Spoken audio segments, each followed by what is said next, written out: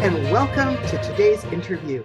I am so happy that today we have Ana Almeida DoRosario with us, and she is going to be sharing some awesome information that you're going to find super helpful around how movement and your diabetes reversal journey can interact. And I think you'll want to grab a pen and a pencil and be taking notes as we go forward. So, Ana, I'm just so glad to have you here today with us. Thank you for having me. You know, Ana has quite a background when it comes to working with lifestyle and those skills that help us to reverse our diabetes. Since 2011, she's had a Group Fitness Instructor certificate from the American Council on Exercise and also has her whole health coach certification from ACE.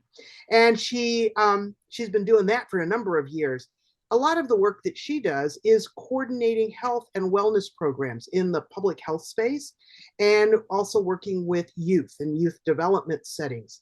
So, under her leadership, the Lifespan's Diabetes Prevention Program was the 2022 recipient of the Grace Diaz Blue Light Award. So, it means they're running a high quality program.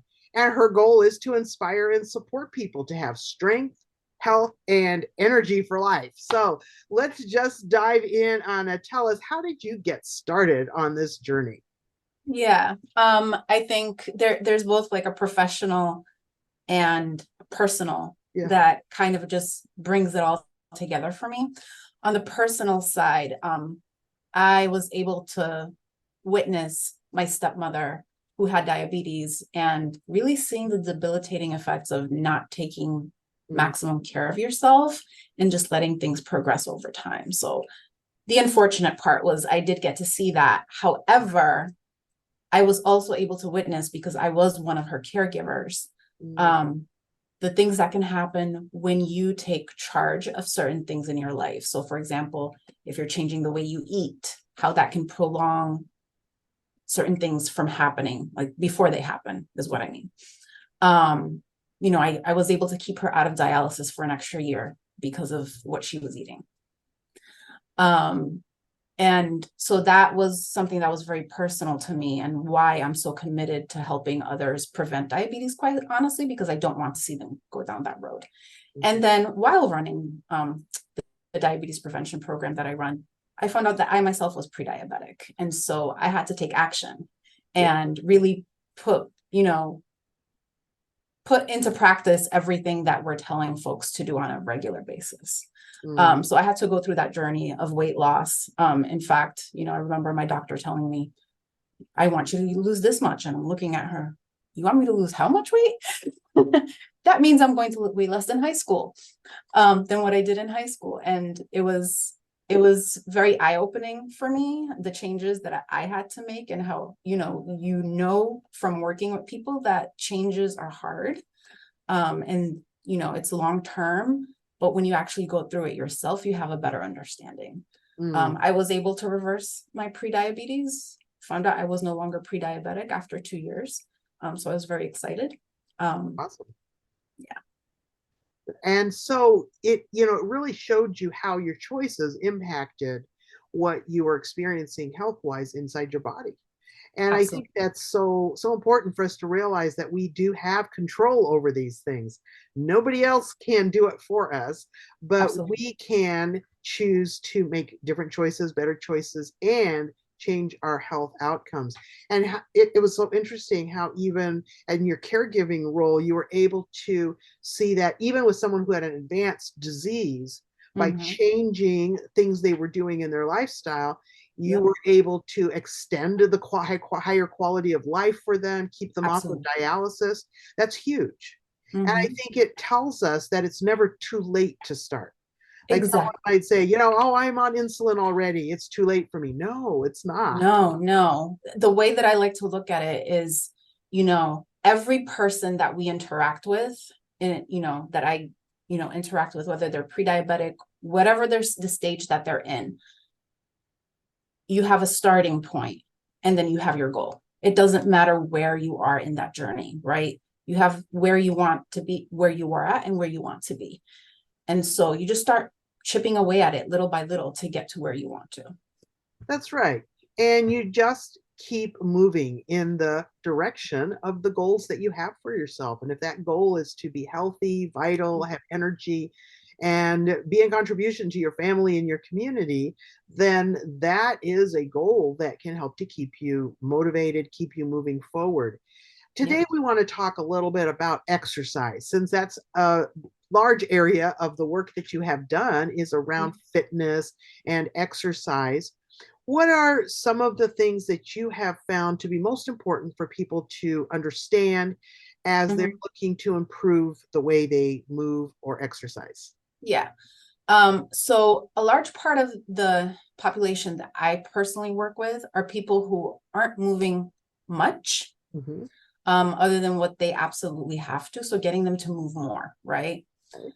Getting them to understand. And it doesn't take too much. What we focus on in our program is getting people to go from where they're at, whether they're not moving much or whether, they're taking walks every day, whatever it may be, to getting them to do at least 150 minutes of moderate physical activity a week, right? And we tell them you don't have to do it all at once, because people, when they think of like, oh, I need to exercise more, we actually try to stay away from the word exercise and more about movement, right? You need to move more. During Mhm. your lunch break, go for a 10-minute walk. That's 10 extra minutes that you weren't doing before. At the end of the day, after dinner, go for another walk, right? Or if you have kids, put on music and dance for 5 minutes before everybody has to get ready, for their nighttime routine. Whatever it is, like just putting in little tidbits like that throughout the day to get you moving. So you're not just sitting all day. If you're a desk person, not everybody is, but if that's who you are, and I'm thinking of myself because I sit at a desk when I'm not running around teaching fitness classes and running programs, right? So I have to remind myself to get up and move. And I set reminders for myself. So we're trying to encourage people to do the same thing all the time. I love that. And so what we're looking at is not some great big gym workout that you have to commit to as you Unless get you want to. going on this. Yes, it's right. You can just start thinking about being intentional of putting a little bit of extra movement in your day. And 150 minutes a week, what does that kind of work out to? So one way that we look at it is you could do, if you want to break it up, 150, can you break it up to, I don't know, 30 minutes a day Mhm. for, right now I can't do the math. 30 minutes a day, 5 times a week would probably be about 150 minutes, right? Yeah, So you'd have yeah, 2 days where you kind of flex days, whatever, exactly. maybe your schedule is just too full that day, but getting Mhm. at least 5 times of a total of 30 minutes. So it sounds like the 30 minutes doesn't even have to be in a single block. It doesn't. And that's exactly what we tell people. We tell our participants in our program, how about, 10 minutes in the morning, 10 minutes in the afternoon, 10 minutes in the evening, if that's what you can do. If you want to do more than that, perfectly fine. But when we break it down like that, people start to think about it differently, like, oh, I didn't think of it that way. Yeah. To the point that like one of our success stories was a woman who, because she wanted to be intentional about getting that walk in, she ended up unintentionally starting a walking group at work. Oh, interesting. Yeah. Love So that. she just grabbed a partner, like a coworker, and said, listen, they're holding me accountable in this program. I have to report my minutes. Can you go for a walk with me after lunch? And before she knew it, they had a whole group of people walking. Mm. I And that's love how it started. and a lot of times it's more fun if you're doing it with Yes. some friends or some coworkers or family member. So Mm-hmm. enlisting someone to support you in that Yeah. 10 minutes walking or 20 minutes, whatever it is for you. And Yeah. I think that is what's the smallest amount of time you would actually count towards that total? Like if somebody walked for 3 minutes, would that actually count? Or would you want them to do maybe 5 or 10 together? I think it depends on the intensity, Okay. right? If you're going to if all you can spare is 3 minutes, make it intense. Make it Mm, make it really count. Like what you are looking for is getting your heart pumping okay. a little bit more. All So right. it's not at the resting heart rate. You want to, feel a little hot, feel a little bit more sweaty, probably not right now with the heat wave, but make sure you're in AC and you're staying hydrated. Yeah, it's But hot out for sure. yeah, so, you want to make sure that you're getting that blood flowing a little bit more than when you're not doing that exercise or that movement, I should say. Yeah, so part of it is making sure that what movement you do that's counting towards this 30 minutes a day is Mhm. something that will raise your heart rate from Yep, whatever it was when you were exactly. sitting on the couch watching TV. Exactly. And I mean, it could be even house chores. Like, you could be sweeping and it's nothing, or you could make it more intense. Do Mhm. it a little bit faster, Yes. right? Mopping the floor, same thing, vacuuming. You can do those things in a way that actually raise your heart rate. And we try to encourage people to do that. But also, it's not just about doing the chores or just going for a walk. Sometimes people enjoy other things. So the other thing that I like to encourage people, whether it's in the diabetes prevention program or just in general, is, try something new, try something fun. Do what brings you joy. I'm a big believer that you're not going to move, you're not going to move more if it doesn't bring you joy. For some people, going to the gym and lifting weights pumps them up. For Mm. others, they cannot stand it. And if you can't, then you shouldn't be doing it. That's right. um, That's right. But so, go ahead. Go ahead. in my youth development work, one of the things that I was intentional about running a girls' wellness program was exposing them to other ways that they could move, right? So I remember one class we brought in a belly dancer, and we had girls and boys trying on belly dancing and seeing how that made them feel. I had a coworker who was a Zumba instructor, so we would have her do Zumba classes for them. And then we brought in folks that did jujitsu and kickboxing just to try something different. You want to do something that makes you feel good and makes you feel joy. And there's so many things to pick from. So I think that is important. Think about something that you really would enjoy doing. Mhm. And there are different kinds of exercise. Talk to us about what are the different kinds of exercise, and then we can go into how do we want to integrate those things. Yeah. So I look at it three different ways. You want to be doing cardiorespiratory. So that's the one that raises your heart rate, right? And that's exercising that heart muscle.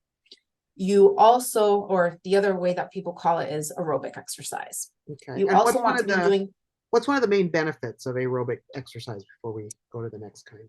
so aerobic exercise is really about your cardiorespiratory, your, what am I thinking? I'm losing my train of thought right now. I'm sorry. But As it's a, as we work our lungs, as we work our Mhm. heart, it improves their level of fitness, doesn't it? Right, exactly.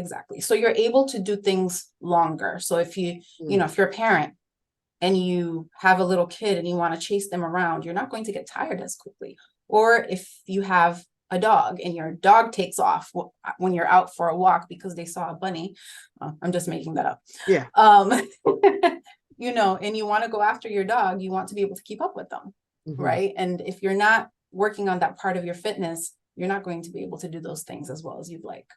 So we got the Um, cardiorespiratory kind of exercise, raise your heart rate. And what else yep.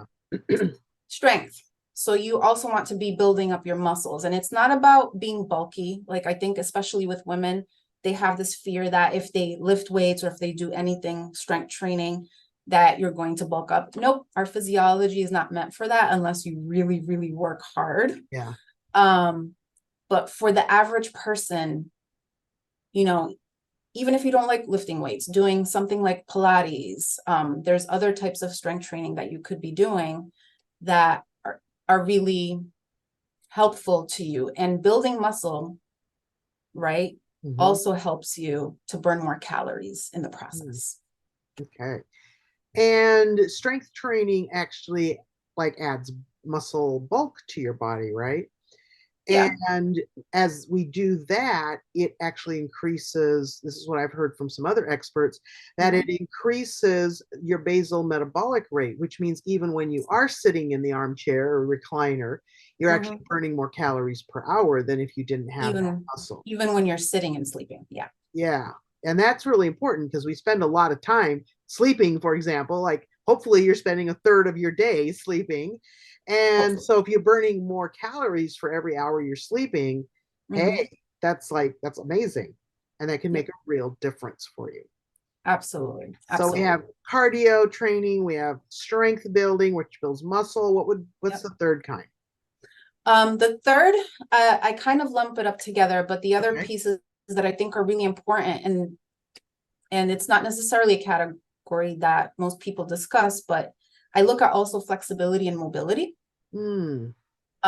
because those are things that you need to be thinking about. So if you're doing strength training, hopefully that's also working some of those areas, especially with the mobility piece. But you want to be doing things that are going to challenge that, so that as we get older, we're all getting older, no matter how old we are.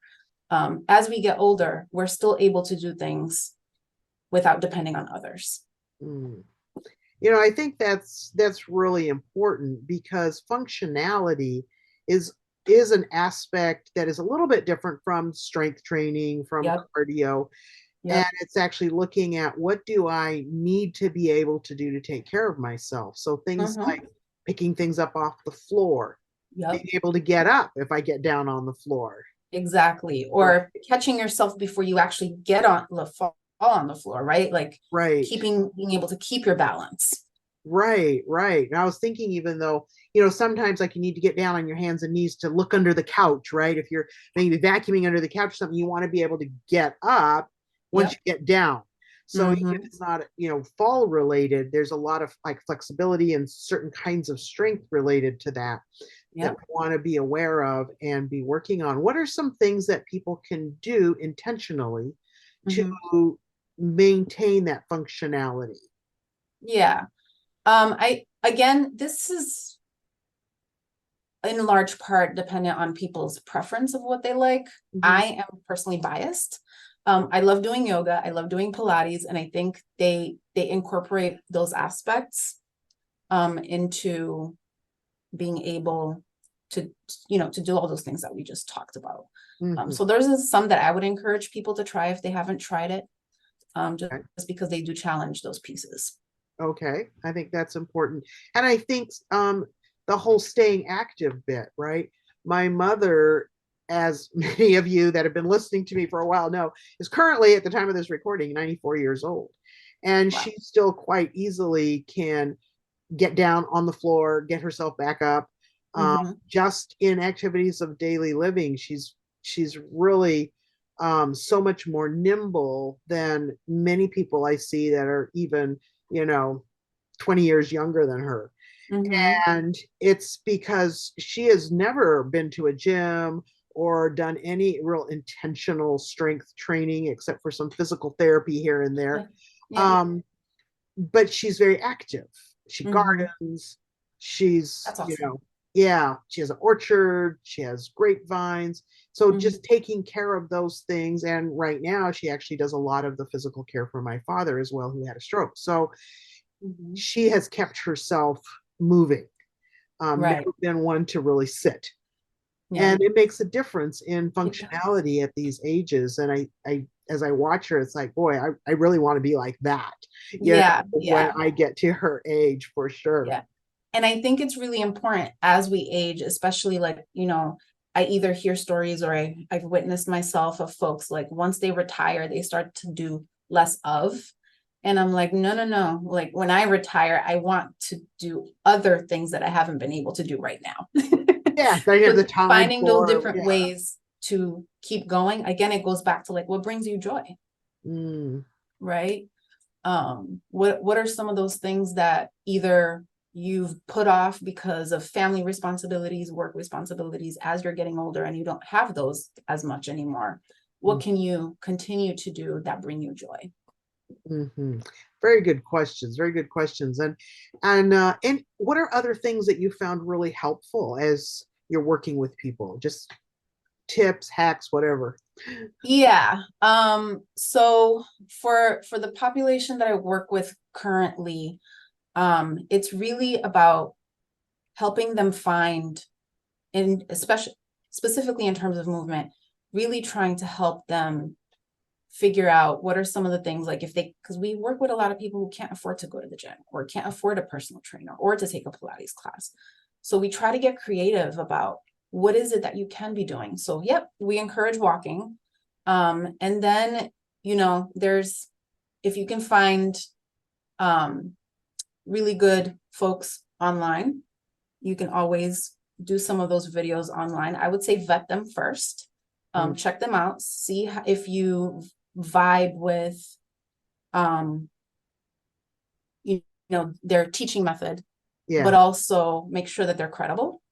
So I'd love some tips on that. Like if I'm on YouTube and I'm looking for at home strength training without weights, because it's like I want to do something I can just do here at home. Then how do I know if the person that has come up on their video, how do I know if they're credible? Yeah.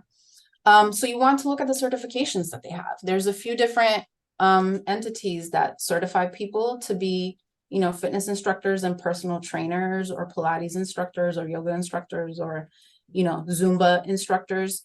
So looking up their credentials, like go on their website. If they have a YouTube, for example, they likely have a website. So go on their website and check out their credentials. Who's certifying them? Are they keeping up with their certifications? And most of the time, I feel like you can also contact them and ask those questions. But I also think teaching style is also important. Like one particular person, I may enjoy their teaching style and another I may not. So I always tell people, sit down and watch a short workout video of theirs to see if you like it. I think that's great. And there is such an enormous resource on YouTube, for example, in the area of movement.